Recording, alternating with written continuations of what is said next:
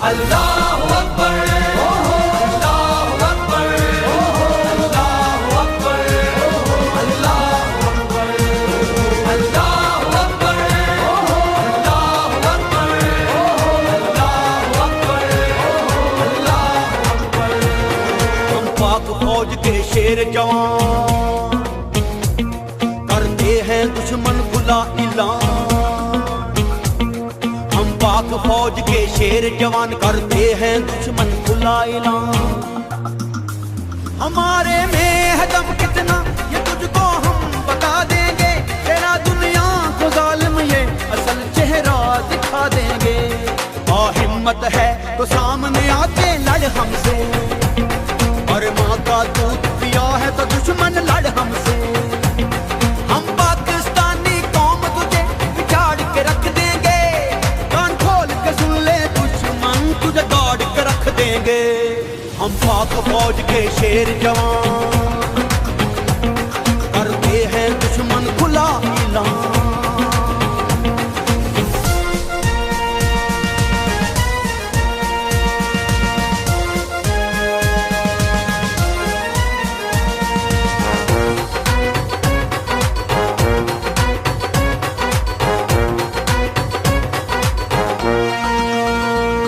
ना लड़ना पाकिस्तान से रो रो फरियाद करेंगी। तुझे ऐसा सबक सिखाएंगे तेरी नस्लें याद करेंगी। ना लड़ना पाकिस्तान से रो रो फरियाद करेंगी। तुझे ऐसा सबक सिखाएंगे तेरी नस्लें याद करेंगी। तो छीन रहा है हमसे वो क्या गिर लेंगे हम। एक दिन तुझसे इंशाअल्लाह कश्मीर लेंगे हम। ना नित कोई नई शरारत दुश्मन कर हमसे। और हिम्मत है तो सामने आके लड़ हमसे। हम पाकिस्तानी फौज तुझे बिछाड़ के रख देंगे। कान खोल के सुन ले दुश्मन तुझे दौड़ के रख देंगे। हम पाक फौज के शेर जवान करते हैं दुश्मन खुला ऐलान।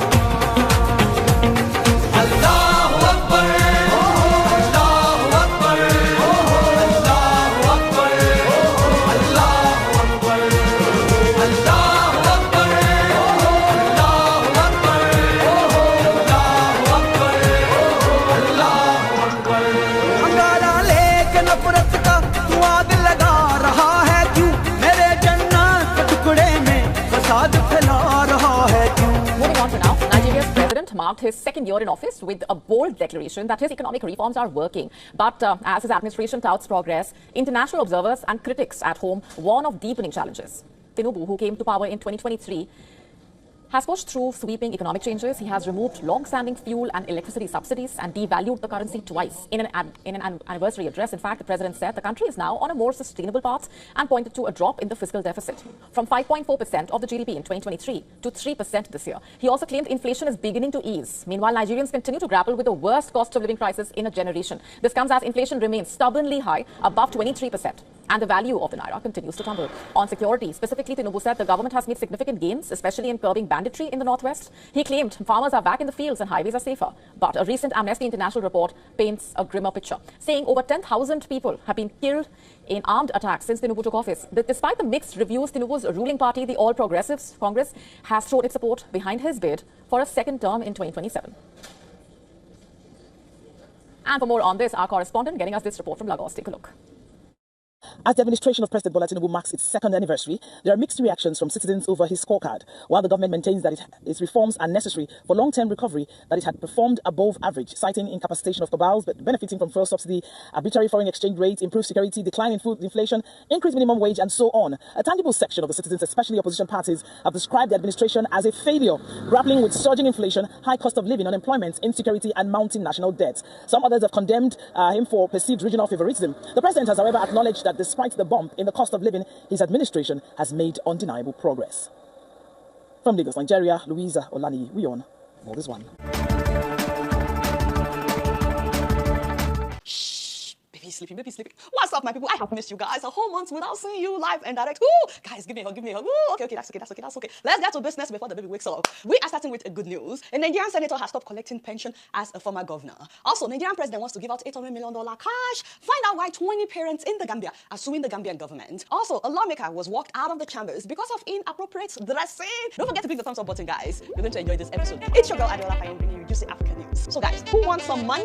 Nigerian President Bola Tinubu wants to complete a project that former President Buhari started. That is collecting a loan of $800 million from the World Bank to distribute to the needy. That is to say, as a country, they say $800 million loan, which means we have to pay the money back. We're not investing this money. We are not starting businesses with this money. We're not creating employment opportunities with this money. We are distributing it. More than 600 billion naira. The devil is a liar. How does that make sense? As in, make it make sense. Bola Ahmed Tinubu, all of you that are close to the president, put heads together, advise the president to use this money to do what? To create jobs, so that people can have consistent source of income. As in, how much is this 8,000 naira they want to give out? They said to 12 million people that are needy. In a country of 200 million, who is not needy in Nigeria, needy. And the poorest people don't even have bank accounts. So how are we going to track this money? Are they going to be giving out cash? How would they account for the money? It's a lot of money. How would we even know that they give the money to who it should be given to? Already, we're hearing that some lawmakers have started padding this palliative with over 200 billion naira, which means that some rich people are about to get even richer in the name of helping the poor. Hey, they're all on now.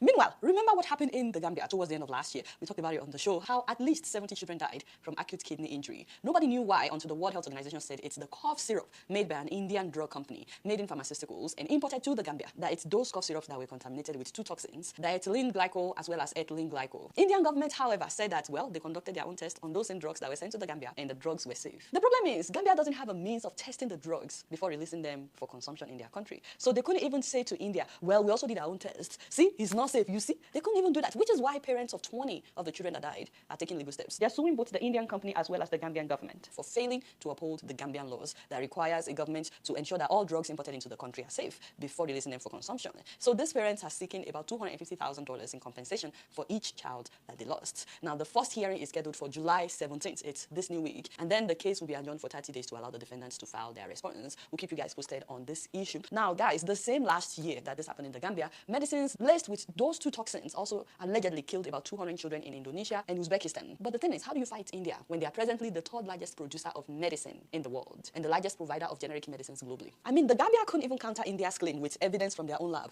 There's no lab. The lab doesn't even exist. Which is why I think beyond having the capacity to test imported drugs in different African countries, it is very important for us to also start manufacturing our own drugs in all African countries, which means we have to invest massively in our health sector, starting with equipping our hospitals. There's no way around it. We can't get around it if we don't want to be experiencing incidents like this. Now to the good news. A Nigerian former governor, now a lawmaker, Honorable Benga Daniels, announced that his state, Ogun State, should stop paying him pension as a former governor since he's now getting salary and all kinds of allowances as a lawmaker. That's the right thing to do, isn't it? You know, some people will say it's not that special, he's just doing the right thing. I know, but considering the fact that we have 13 other former governors who are getting paid as lawmakers while they are still getting their pension as former governors, well, then it makes his own action commendable. People have been praising the former governor, but I think that we need a law that will prevent former governors from getting paid in two places, or at least prevent them from becoming lawmakers, because no offense, most of these men, once they are done being governors, they don't do anything as lawmakers. After serving as governors for 2 terms, they just move to the Senate and they sit down there, you know, collecting salaries and all kinds of allowances while still getting their pension as former governors. So let me also think about that. And speaking of lawmakers, a new lawmaker wore jeans and a t-shirt to the chambers the other day in Edo, and his colleagues decided to walk him out for what they called inappropriate dressing. So in case you don't know, members are expected to wear a suit and tie or be in traditional dress with a cap to match. You know, don't just wear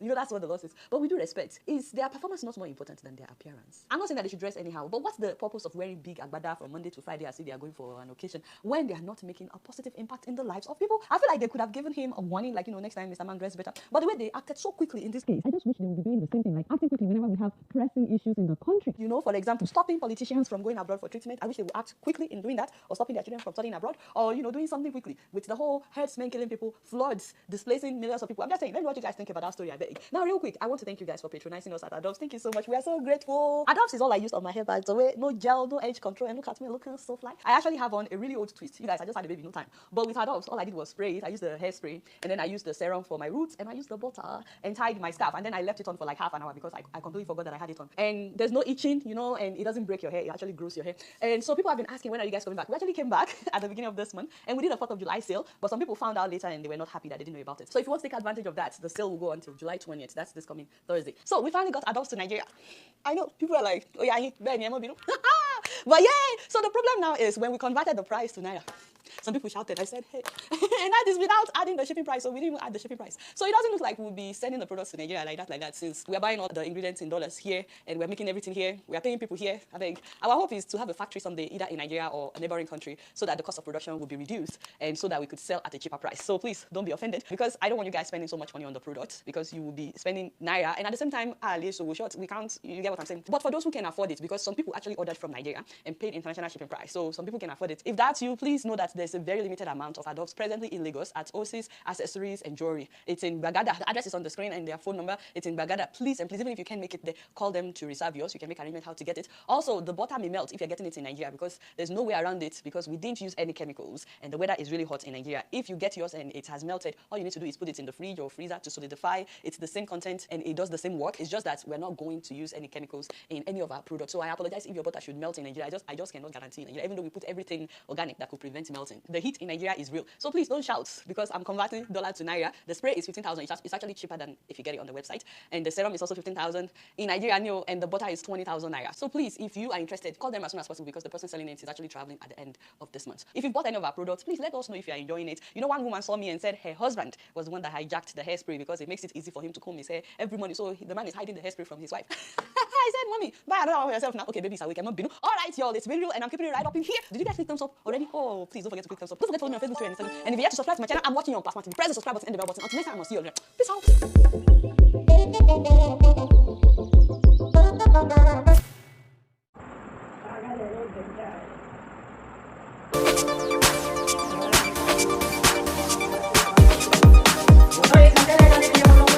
मेरा मुल्क है मेरी जान, मेरा ईमान मेरी शान, कर दे तन बन तन कुर्बान, इस पे सब कुछ वारेंगे। इसकी खातिर दर्द है सहना, इसके दुश्मन को है कहना, जो भी मैली आंख से देखे उसको जिंदा गड़ेंगे। इसकी जमीन में अपना लहू, इसके लिए है जोश हो जनू, इसके लिए ही कुर्बान हो मेरी जान। जिंदाबाद जिंदाबाद पाकिस्तान जिंदाबाद, रखे रब इसको आबाद। पाकिस्तान जिंदाबाद जिंदाबाद जिंदाबाद, पाकिस्तान जिंदाबाद, रखे रब इसको आबाद। पाकिस्तान जिंदाबाद पाकिस्तान जिंदाबाद।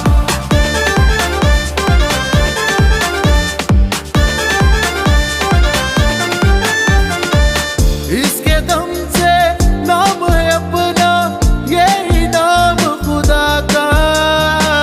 कई नस्लों की कुर्बानी से ये मुल्क मिला था।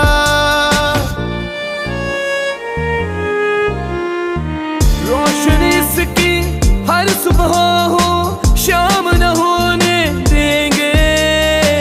जा भी जाए हंस कर देंगे, अपना है वादा। इसकी जमीन में अपना लहू, इसके लिए है जोश हो जनू, इसके लिए ही कुर्बान हो मेरी जान। जिंदाबाद जिंदाबाद पाकिस्तान जिंदाबाद, रखे रब इसको आबाद। पाकिस्तान जिंदाबाद जिंदाबाद जिंदाबाद, पाकिस्तान जिंदाबाद, रखे रब इसको आबाद। पाकिस्तान जिंदाबाद पाकिस्तान जिंदाबाद।